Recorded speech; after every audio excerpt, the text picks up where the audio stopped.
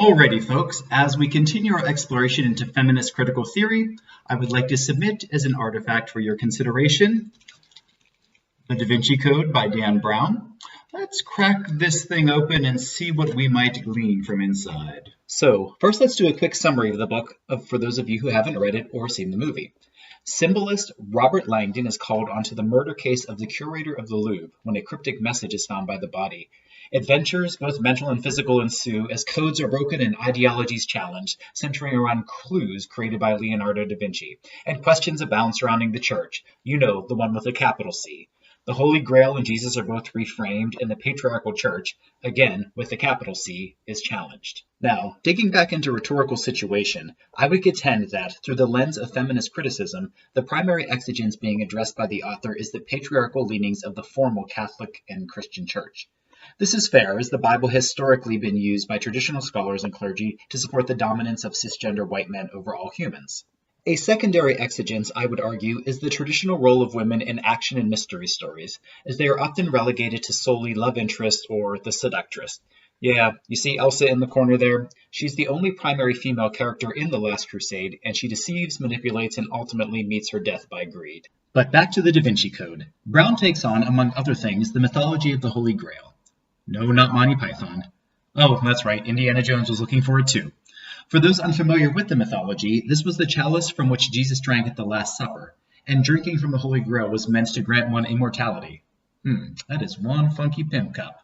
Brown, however, introduces a theory that the Grail was not a chalice, but Mary Magdalene, as the vessel who bore the children of Jesus.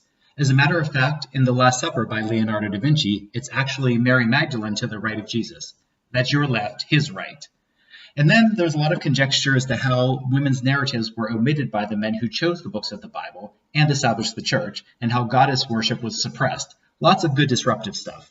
As if that wasn't enough, he introduces Agent Sophie Neveu within the first 50 pages, who remains an equal mental partner throughout the mystery narrative.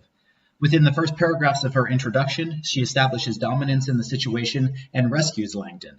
Brown elevates the female partner from sidekick or sex symbol into a fully realized and integral partner in the narrative. Once the initial reactions to the book's popularity died down, the Da Vinci Code faced a new categorization: radical feminist text.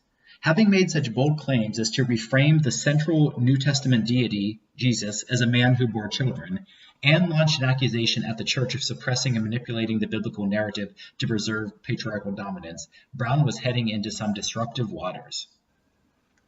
I don't want to ignore the other side of the coin, though, so let me be exceedingly clear that the Da Vinci Code in no way represents a perfect feminist tone. In fact, there are many scholars who believe that the casting of Mary Magdalene as merely a receptacle for Jesus' children reinforces traditional hegemonic stereotypes of a woman's role.